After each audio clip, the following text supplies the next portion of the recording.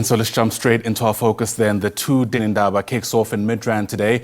The gathering is being held under the theme Water Security and Provision at a convention centre. Resolving South Africa's water crisis is one of the many priorities outlined by President Cyril Ramaphosa in his most recent State of the Nation address. Let's get you the latest on this. Bring in SABC News reporter Natasha Phiri, who joins us now live from Midrand. And Natasha, I imagine a lot of people have started arriving there, no overstating the importance of what's likely out of today's gathering. Definitely, and of course, like you've indicated, we've seen and we've spoken to Sanitation.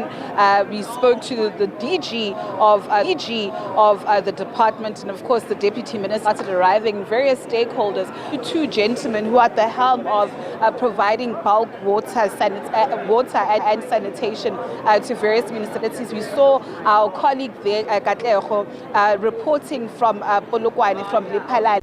And right now I'm joined by Dr. Ndwele, who's the chair of the Lephalale Northern Water Board. Thank you so much for joining us on ABC News. So just perhaps if I can just bring you up to speed with our focus today as SABC News on water, on issues that are affecting water and sanitation in the country, specifically the summit. My colleague, Gallagher, was in Limpopo, and he spoke to the community of Marapong, and he complained of the water quality. And this is besides the fact that the water treatment plant, has been operated, but it seems as if there's still challenges with that. Just let us in on that, please. We do know that last year, during the water in Indaba, the blue drop of most of the municipality were very low.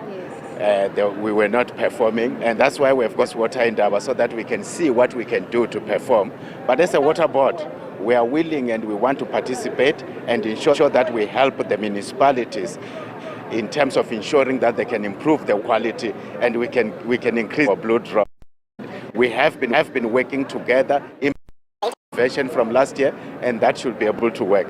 Perhaps let's talk about some of those interventions from the Water Summit last year. Bring us up to speed with some of the progress. Progress is that we know that in municipality, they do not have capacity, human resource capacity. We are working together, we are collaborating in terms of having our own artisan process controllers working there. But we are also trying to ensure that we partner in running some of their water treatment works. Helping them, even fishing, because as a water board, we are able to raise capital to refurbish some of this water infrastructure. We have to deal with illegal connection. That is becoming a problem. But also we need to help them with maintenance, because municipalities, they are becoming reactive when it comes to maintenance. Therefore, you have got a lot of water loss, and we do hope that this will yield a positive result soon. Dr. Mbebe, let me just bring in the CEO of Rand Water, Mr. Sai. You've heard what your colleague had to say from Limpopo. He cites the Blue Drop report that speaks to the quality of water, in our country. Talk us through the quality of water here, in Gauteng, the host province, but also the challenges that Rand Water also faces. Yeah, so of course, in terms of the Blue Drop, which is the water quality, Gauteng is one of the best performing provinces in the country. Why? Because rainwater supplies most of the water. The water that we supply is ISO 17024 accredited, World Health Organization standards, and so on and so forth. So the issue in Gauteng is not so much about the water quality.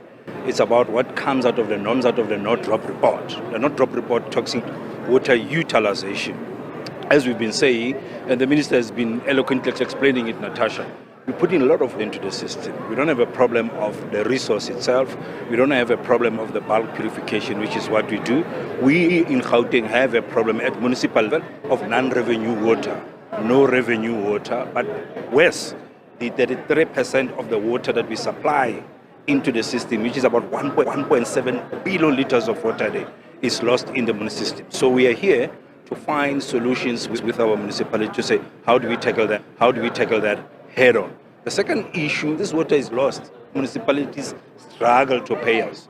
We're sitting with a debtors book of 8 billion. We have to tackle that head on. So by and large, for us, those are the main issues. We need to find solutions going forward. Other issues, I was just explaining to the DG earlier on, I was in the community of Clarence last year. They face water outages, water shortages. They've been out of water for 86 hours last week. How do you talk to that community? How do you deal with issues of water outages in such communities like Clarence? Again, and you find this across the country, all right? There may be different issues, let's say in the coastal city where they just don't have raw water. But what you do is that you find the same problems in all the municipalities across South Africa. We're going back to the North report. If you don't fix the leaks, as an example, water will not reach the people. So you'll find in Clarence and in those areas, there's water in the bulk system. We have raw water. They're not too far from Lesotho where the water comes in. But if municipalities and all of us don't work with them to fix the leaks, water will not get there. That is why you see water in the streets. So the water is there in the streets, but not in the taps. Why? Because of what the no drop report talks about, non-revenue water. And of course, physical leaks of 33% that comes from the municipal distribution. Before I take this conversation back to the good doctor, what other solutions are you looking for as Rand Water? Oh yes, I think what we have done is, historically, we would be chasing that. But we are building or working together with the municipalities, establishing what we call special purpose vehicles. The special purpose vehicles will be professionally run, an organization, public partnership. It's owned by the municipality and Rainwater. We are piloting it in Mfuleni. It will have a board. It will have a management team.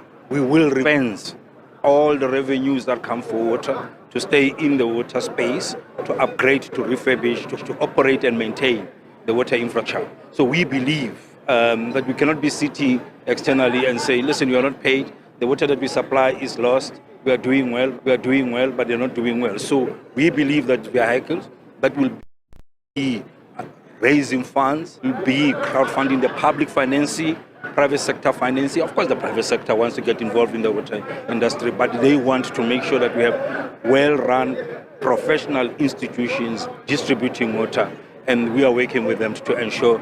And in that process, then we are attending to no drop, green drop challenges in the municipality. Thank you so much for your time and all the best for the summit. Well, Ayanda, I was actually hoping to speak to Dr. Mpepu, just to get his reaction on what solutions to the challenges that actually face in Limpopo. But I probably will catch up with him later on. Of course, we're out here. We'll be coming to you from here throughout the day, just bringing you various reactions from the water in Indaba. With that said, it's back to you in studio.